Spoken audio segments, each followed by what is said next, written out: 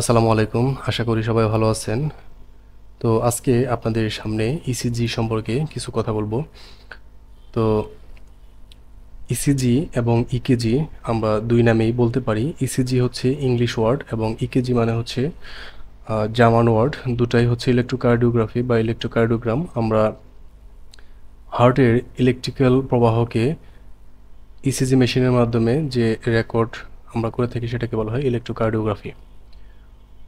এরকম আরও electrical activities আমরা রেকর্ড করে থাকি, যেমন আমাদের ব্রেইনের ইলেকট্রিক্যাল অ্যাক্টিভিটিস আমরা রেকর্ড করলে সেটাকে বলা হয় ইইজি বা ইলেকট্রোএনসেফালোগ্রাম।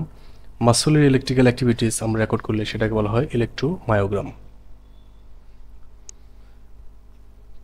তো প্রথমেই আমরা হার্টের যে হার্টবিট আমরা পেয়ে থাকি বা হার্ট যেভাবে আমরা পাম্প করে সেটা আসলে কিভাবে হয় সেই সম্পর্কে আপনাদেরকে একটু ধারণা দিয়ে থাকি। অনেকেই হয়তোবা জানবেন, আবার অনেকে জানেন না। তো এটাকে বলা হয় কন্ডাকশন সিস্টেম বা হার্টের কন্ডাকশন সিস্টেম।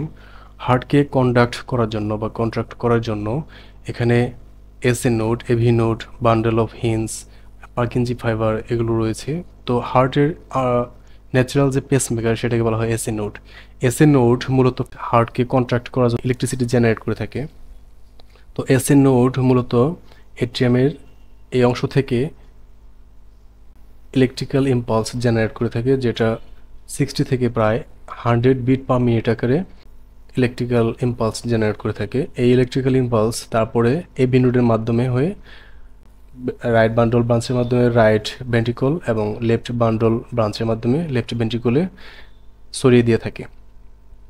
এরপরে পার্কিনজি ফাইবারের মাধ্যমে এই নিচের অংশগুলোতে হচ্ছে কন্ট্রাকশন করে থাকে। তো হার্টের এসএ নোড যদি কোনো কারণে ইলেকট্রিক্যাল ইম্পালস জেনারেট করতে সমস্যা হয়, তখন এবি নোড হার্টকে কন্ডাক্ট করার জন্য 40 থেকে 60 বিট পার মিনিট আকারে ইলেকট্রিক্যাল ইম্পালস জেনারেট করে থাকে। তো এবি নোড থেকে ইলেকট্রিক্যাল ইম্পালস বান্ডল অফ হিঞ্জের মাধ্যমে পার্কিনজি ফাইবারে চলে আসে। কোনো কারণে যদি এসএন নোড, এভি নোড দুটোই ফেলিউর হয় বা তারা ইলেকট্রিক্যাল ইম্পালস বা কন্ডাক্ট বা হার্টকে কন্ট্রাকশন না করতে পারে, সেক্ষেত্রে পার্কিনজি ফাইবার ইলেকট্রিক্যাল ইম্পালস, এটা এক ধরনের নার্ভ ফাইবার, এখান থেকেও 20 থেকে 40 বিট পার মিনিট আকারে হার্টকে কন্ট্রাক্ট করাতে পারে।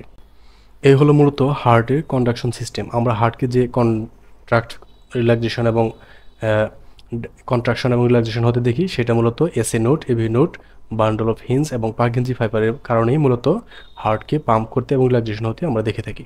এখন অনেক সময় আমরা ইসিজিতে যে অ্যাবনর্মালিটিসগুলো দেখে থাকি সেগুলো আসলে কেন হয়।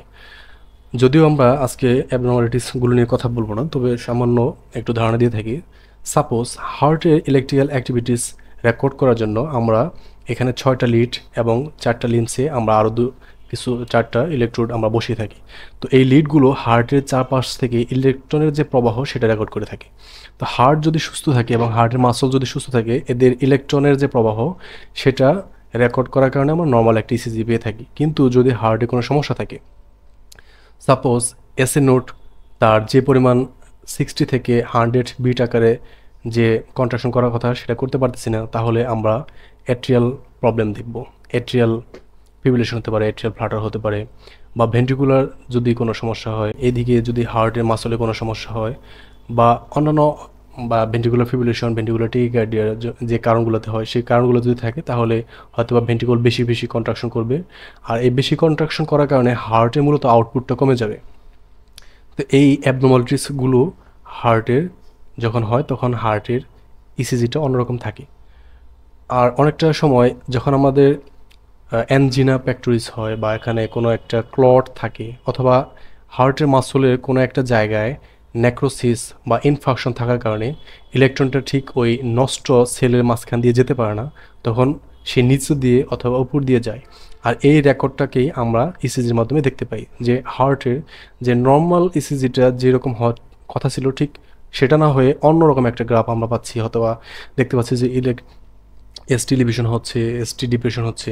মানে সে নর্মাল যে ফ্লোতে ইলেকট্রনটা প্রবাহ হওয়ার কথা ছিল সেটা না হওয়ার কারণে মূলত এই অ্যাবনর্মালিটিসটা হয়। আর তখনই আমরা ইসিজি গ্রাফেও সেই চেঞ্জটা আমরা দেখে থাকি। এই হচ্ছে মূলত হার্টের কন্ডাকশন সিস্টেম এবং হার্টের অ্যাবনর্মালিটিসের কারণে ইসিজির অ্যাবনর্মালিটিস। আমরা আজকে জাস্ট হার্টের নর্মাল যে ইসিজি আমরা যেভাবে থাকার কথা ঠিক সেই বিষয়গুলো নিয়ে কথা বলবো। আর আমরা যখন নর্মাল ইসিজি সম্পর্কে একদম ক্লিয়ার একটা ধারণা পাবো তখন আমরা আলটিমেটলি কোনটা অ্যাবনর্মালিটি সেটাও আমরা আইডেন্টিফাই করতে পারবো। আমরা সবাই ইসিজি করতে পারি আশা করি।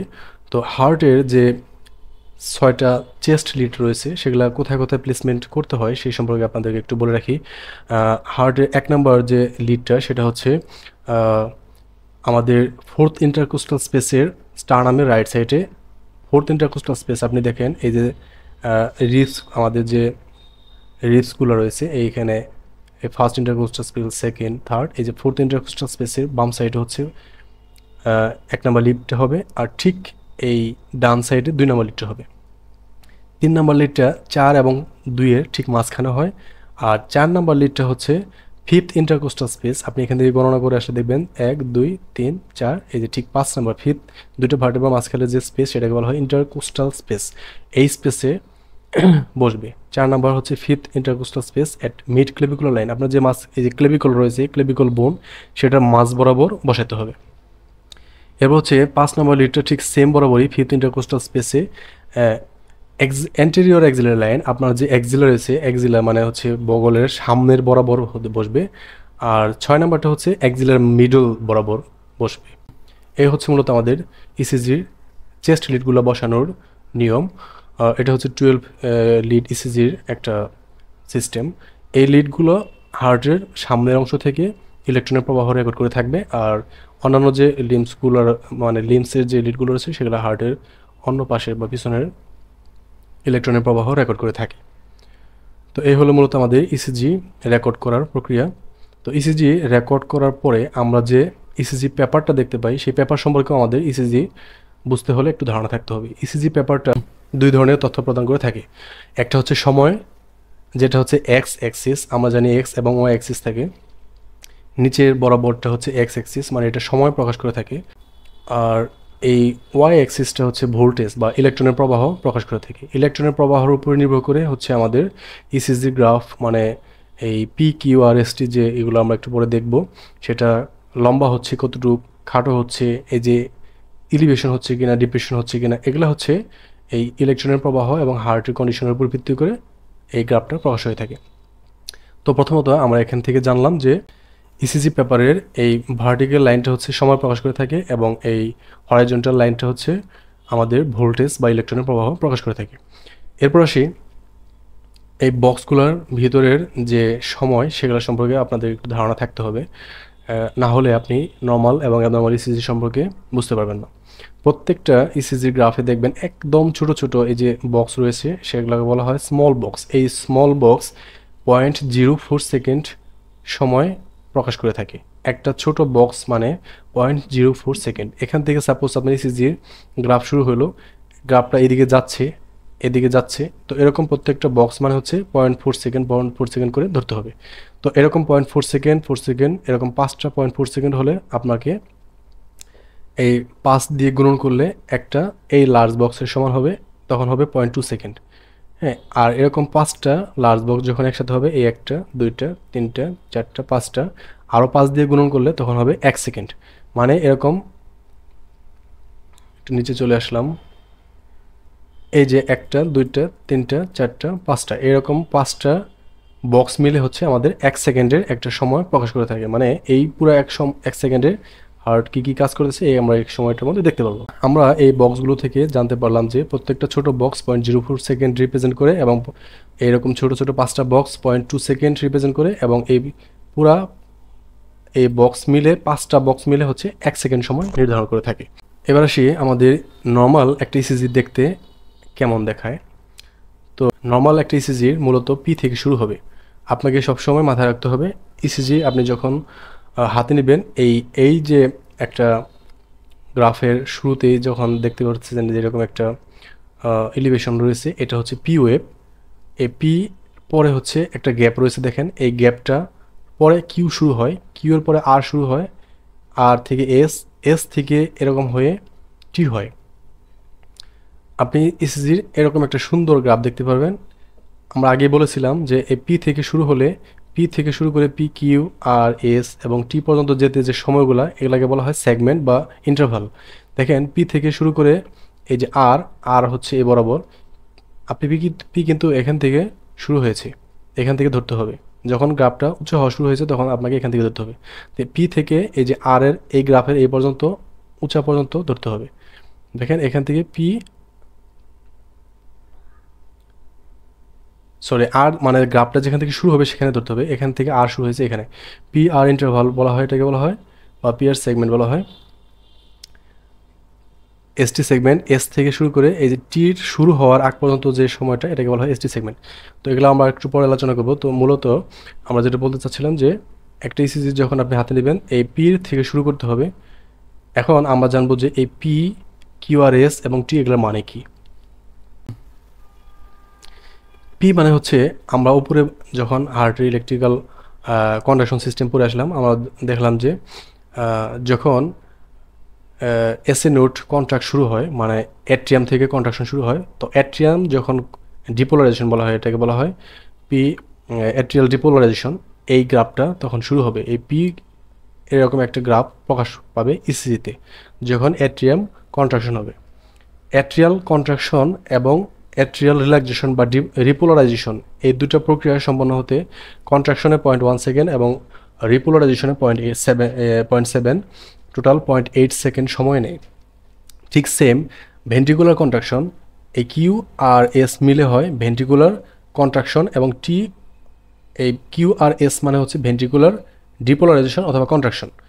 আবার বলতেছি, পি মানে হচ্ছে atrial contraction, Q R S মানে হচ্ছে ভেন্ট্রিকুলার ডিপোলারাইজেশন বা কন্ট্রাকশন, টি মানে হচ্ছে ventricular relaxation. Ultimately atrial contraction এবং রিল্যাক্সেশন হতে টোটাল সময় লাগে হচ্ছে 0.8 সেকেন্ড, ভেন্ট্রিকুলার কন্ট্রাকশন এবং রিল্যাক্সেশন হতেও সময় লাগে 0.8 সেকেন্ড। যার কারণে আমাদের এই ইসিজি গ্রাফে আমরা শুধু atrial depolarisation, ventricular depolarisation, ventricular repolarisation দেখতে পারি। এখানে অ্যাট্রিয়াল রিপোলারাইজেশন ইসিজিতে দেখানো হয় না, কারণ এই দুটাতেই সেম সময় লাগে। এখানে দেখাইতে গেলে এখানে সময়ের একটা ব্যবধান তৈরি হয়ে যেত, যার কারণে এটার সুবিধার্থে এই অ্যাট্রিয়াল রিপোলারাইজেশনটা কিন্তু এখানে দেখানো হয় নাই। এটা অনেকের কোশ্চেন থাকতে পারে যে তাহলে ভেন্ট্রিকুলার যেহেতু এখানে কিউ আর এসতে ভেন্ট্রিকুলার ডিপোলারাইজেশন রয়েছে, ভেন্ট্রিকুলার রিপোলারাইজেশন, তাহলে অ্যাট্রিয়াল রিপোলারাইজেশন কারণে এটা এখানে দেখালে একটা ইনকনভিনিয়েন্স হতো, যার কারণে এখানে প্রয়োজন মনে করা হয় নাই। যিনি এই ইসিজি মেশিনটা তৈরি করেছেন সে এভাবেই তৈরি করেছেন এটা। তো আবারও আমরা একটু বলি, পি মানে হচ্ছে অ্যাট্রিয়াল কন্ট্রাকশন। আপনাকে একটা হার্টের পুরা সাইকেল কমপ্লিট হতে হলে অ্যাট্রিয়ামটা কন্ট্রাক্ট হতে হবে, এরপর হচ্ছে ভেন্ট্রিকলটা কন্ট্রাক্ট হতে হবে। এটার যখনই কোনো একটা ব্যত্যয় ঘটবে তখনই একটা সমস্যা দেখা দিবে। মানে যদি অ্যাট্রিয়াম কোনো কারণে কন্ট্রাকশন হতে না পারে, সেটা হচ্ছে কনজেনিটাল কোনো একটা কারণ হতে পারে, অ্যাট্রিয়াল কোনো একটা সমস্যা বা মায়োপ্যাথি আছে, হ্যাঁ এমআই আছে, এগুলোর কারণেও সমস্যা হতে পারে। অথবা বেশি বেশি কন্ট্রাক্ট করতেছে অথবা কন্ট্রাক্ট করতেছে না, এই যদি পিটা না থাকে তাহলে এখানে একটা অ্যাট্রিয়াতে কোনো একটা সমস্যা রয়েছে। কিউআরএস যদি না থাকে তাহলে ভেন্ট্রিকুলার কোনো একটা সমস্যা রয়েছে, সে এখানে কন্ট্রাক্ট করতে পারতেছে না, শুধু অ্যাট্রিয়া কন্ট্রাক্ট করতেছে। এটা আপনাকে মাথায় রাখতে হবে। ওভারঅল সামারি হলো যে একটা নর্মাল ইসিজি সাইকেলের অ্যাট্রিয়াল কন্ট্রাকশন মানে পি থাকতে হবে, ভেন্ট্রিকুলার কন্ট্রাকশন মানে কিউআরএস থাকতে হবে, আর ভেন্ট্রিকুলার রিল্যাক্সেশন মানে টি থাকতে হবে। এবার আসি প্রত্যেকটার ইন্টারভাল নিয়ে। অ্যাট্রিয়া তো কন্ট্রাক্ট করলো, এখন ভেন্ট্রিকল কত সময় পরে কন্ট্রাক্ট করবে? ভেন্ট্রিকল তো কন্ট্রাকশন শুধু করলেই হবে না, সেটা একটা নির্দিষ্ট ইন্টারভাল রয়েছে। এই পি আর আর এর ইন্টারভাল মানে অ্যাট্রিয়াল কন্ট্রাকশন শুরু থেকে শেষ হয়ে ভেন্ট্রিকুলার কন্ট্রাকশন শুরু হওয়ার আগ পর্যন্ত যে সময়, এটাকে বলা হয় পি আর ইন্টারভাল। এই সময়টা হতে হবে 0.1 থেকে 0.2 সেকেন্ড পর্যন্ত। মানে এখানে 0.1 থেকে 2 সেকেন্ড মানে হচ্ছে 3টা ছোট বক্স থেকে শুরু করে 5টা ছোট বক্স, মানে এই এক ঘর সর্বোচ্চ এই পি আর আর এর মাঝখানে হতে পারবে এক বক্স। এই এক বক্স মানে হচ্ছে 0.2 সেকেন্ড সর্বোচ্চ সময় নিতে পারবে। এর বেশি যদি সময় নেয় তাহলে এখানে কোনো একটা অ্যাবনর্মালিটিস রয়েছে, আপনাকে মাথায় রাখতে হবে।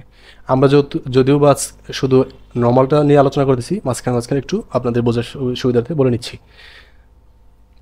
এরপরে হচ্ছে কিউআরএস কমপ্লেক্স শুরু হবে, মানে ভেন্ট্রিকুলার কন্ট্রাকশন শুরু হবে। ভেন্ট্রিকুলার কন্ট্রাকশনটা হতে সময় নিতে হবে 0.12 সেকেন্ড। 0.12 সেকেন্ড, মানে আপনি 0.04 ধরেন, এই যে 0.04 হলে 3টা বক্স, এই 3টা স্মল বক্স, 1 2 এই 3 বক্সের বেশি হওয়া যাবে না। এই কিউ আর এস এর মাঝখানে 3টা বক্স হতে হবে, ছোট বক্স, মানে 0.212 সেকেন্ড হতে হবে। এর বেশি হলে ভেন্ট্রিকুলার কোনো একটা অ্যাবনর্মালিটিস রয়েছে। তাহলে পি এবং আর এর মাঝখানে একটা ইন্টারভাল, পিয়ার ইন্টারভাল, এটা যদি বেশি হয় তাহলে হার্ট ব্লকের একটা সাইন দেখা দিবে। আর কিউআরএস এর সমস্যা যদি হয়, যদি বেশি ছোট হয় তাহলে সুপ্রাভেন্ট্রিকুলার টেকিকার্ডিয়া হতে পারে। আর যদি এখানে গ্যাপ বেশি হয়, এখানে আরও যে সমস্যা রয়েছে, যেমন এখানে ইলেকট্রোলাইট ইমব্যালেন্সের কারণেও এখানে অনেক সময় কিউআরএস, হোয়াইট কিউআরএস হয়। এগুলো আমরা যখন অ্যাবনর্মালিটিস নিয়ে কথা বলবো তখন জানতে পারবেন। তো ওভারঅল আমরা জানতে পারলাম যে একটা নর্মাল ইসিজির সাইকেলে পি থাকতে হবে, মানে এট্রিয়াল কন্ট্রাকশন থাকতে হবে বা ডিপোলারাইজেশন, কিউআরএস ভেন্ট্রিকুলার ডিপোলারাইজেশন, টি ভেন্ট্রিকুলার রিপোলারাইজেশন, এই বিষয়গুলো থাকতে হবে। এরপরে আমরা জানবো ইসিজির তে আমরা কিভাবে হার্ট রেট নির্ণয় করতে পারি। অনেকে হয়তো বা জানেন, অনেকে জানেন না, অনেকে বিভিন্ন পদ্ধতি জানেন। আমরা আজকে 6 সেকেন্ড স্ট্রিপ নিয়ে আলোচনা করব। একটু আগে আমরা এই বক্সগুলোর যে সময় জানলাম, এটা মূলত এই কারণেই জানলাম। 6 সেকেন্ডটা কীভাবে বুঝবেন আপনি, সেটা মূলত এই যে ছোট বক্সের ক্যালকুলেশন থেকে আমরা জানতে পারবো। প্রত্যেকটা ছোট বক্স আমরা বলছিলাম 0.04 সেকেন্ড। এখানে যখন এই যে একটা বক্স, মানে 5টা ছোট বক্স হচ্ছে, 5 দিয়ে গুণ করলে 0.2 সেকেন্ড, ছোট বক্সটা হচ্ছে 0.2 সেকেন্ড। এই 0.2 সেকেন্ডকে আরও 5 দিয়ে গুণ করেন, মানে এই যে 5টা বক্স 1 2 3 4 5, তাহলে হবে 1 সেকেন্ড। মানে এই 1 2 3 4 5, এই পুরো 5টা বক্স মিলে হয় 1 সেকেন্ড। যখন আমরা এরকম 1 সেকেন্ড করে নিয়ে 6টা সেকেন্ড স্ট্রিপ ধরবো, 1 2 3 4 5 6, এই 6 সেকেন্ডের মধ্যে আমরা দেখবো যে এট্রিয়াল কয়টা কন্ট্রাকশন রয়েছে, মানে কয়টা পি রয়েছে। এই যে পি দেখেন 1, এটা কিন্তু পি না, আবার এই যে পি কিউআরএস টি, এই একটা সাইকেল, এট্রিয়াল এবং ভেন্ট্রিকুলার কন্ট্রাকশন রিল্যাক্সেশন একটা সাইকেল। তাহলে একটা পি, দুইটা পি, তিনটা পি, চারটা পি, 5টা, 6টা, 7টা, 8টা, 9টা, মানে 6 সেকেন্ডে আমরা পেলাম 9টা। তাহলে 6 × 60, 1 মিনিটে আমরা পাচ্ছি 90 বিট। মানে এই পুরো 6 সেকেন্ড স্ট্রিপের মাধ্যমে আমি জানতে পারলাম যে এই ইসিজিটার হার্ট রেট রয়েছে 90 বিট পার মিনিট।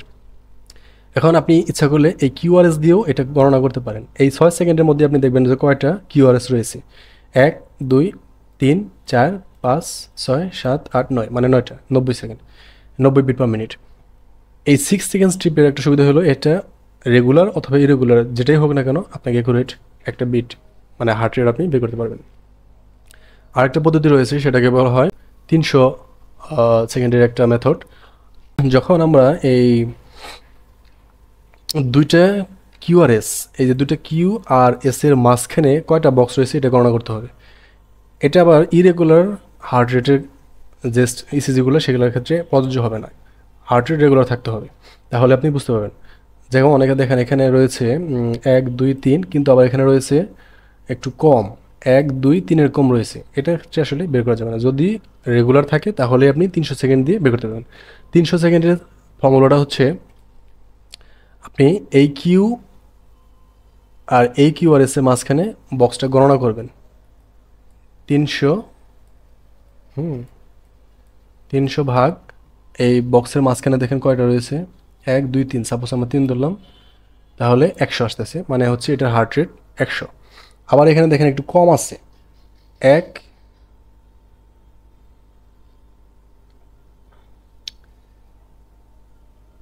1 2 3, এটা বেশি আছে, মানে মূলত ইরেগুলার ক্ষেত্রে এটা একটু ইরেগুলার মতো দেখা যাচ্ছে, যার কারণে হচ্ছে অ্যাকুরেট আসবে না। এই 300 সেকেন্ডের ফর্মুলাতে আপনার রেগুলার হতে হবে হার্ট রেট, তাহলে আপনি এটা ঠিকভাবে করতে পারবেন।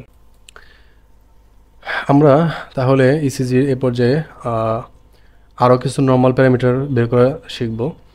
এই ইসিজিটা নর্মাল রয়েছে কিনা সেটা আপনাকে জানতে হলে প্রথমে জানতে হবে যে প্রত্যেকটা কিউআরএস, এই কিউ আর এস এর আগে পি রয়েছে কিনা, এটা আপনাকে মাথায় রাখতে হবে। যদি কোনো কারণে পি না থাকে তাহলে আপনাকে ধরে নিতে হবে হার্টের কোনো অ্যাবনর্মালিটিস রয়েছে। প্রত্যেকটা পির পরে কিউআরএস রয়েছে কিনা সেটা আপনাকে দেখতে হবে। প্রত্যেকটা পির পরে প্রত্যেকটা কিউআরএস দেখা দিবে, যদি না থাকে তাহলে ভেন্ট্রিকুলার কোনো একটা সমস্যা রয়েছে।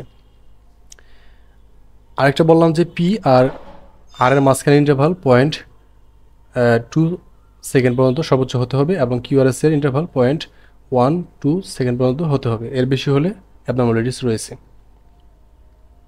আরেকটা জিনিস দেখতে হবে আপনার, এই রেগুলারিটি আছে কিনা, মানে ইসিজি রেগুলার কিনা। যদি রেগুলার হয় তাহলে তো ইসিজি গুড, আর যদি ইরেগুলার হয় তাহলে হচ্ছে এখানে আপনার এট্রিয়াল ফিব্রিলেশন হতে পারে, ভেন্ট্রিকুলার ফিব্রিলেশন হতে পারে, এট্রিয়াল ফ্লাটার, হ্যাঁ এগুলো সমস্যা হতে পারে। আর রেটটা আপনাকে দেখতে হবে যে 60 থেকে 100-এর মধ্যে রয়েছে কিনা। যদি 60 থেকে 100-এর মধ্যে থাকে তাহলে হার্ট ইসিজিটা নর্মাল। মূলত আমরা আজকে জানতে পারলাম যে নর্মাল ইসিজি প্যারামিটার কি। নর্মাল ইসিজি প্যারামিটার হচ্ছে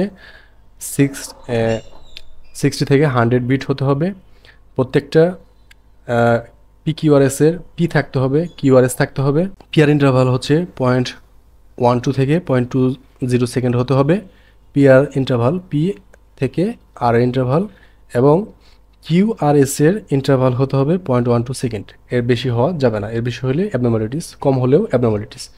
তাহলে হার্টের রেট, হার্টের রিদম, পিকিউআরএস এর ইন্টারভাল, পিআর ইন্টারভাল, কিউআরএস এর ইন্টারভাল, এগুলা সঠিকভাবে নির্ণয় করার মাধ্যমে আমরা বুঝতে পারবো যে এই ইসিটা নর্মাল। তো আজকে এই পর্যন্তই। আমরা এই প্রক্রিয়ার মাধ্যমে একটা নর্মাল ইসিজি ফাইন্ড আউট করতে পারবো, আর এর বাইরে কোনো একটা অ্যাবনর্মালিটিস হলে আমরা ধরে নেব যে ইসিজিতে সমস্যা রয়েছে। এরপরে কোনো একটা ভিডিওতে আমরা ইসিজির অ্যাবনর্মালিটিসগুলো নিয়ে কথা বলবো। তো ধন্যবাদ সবাইকে, ভালো থাকবেন।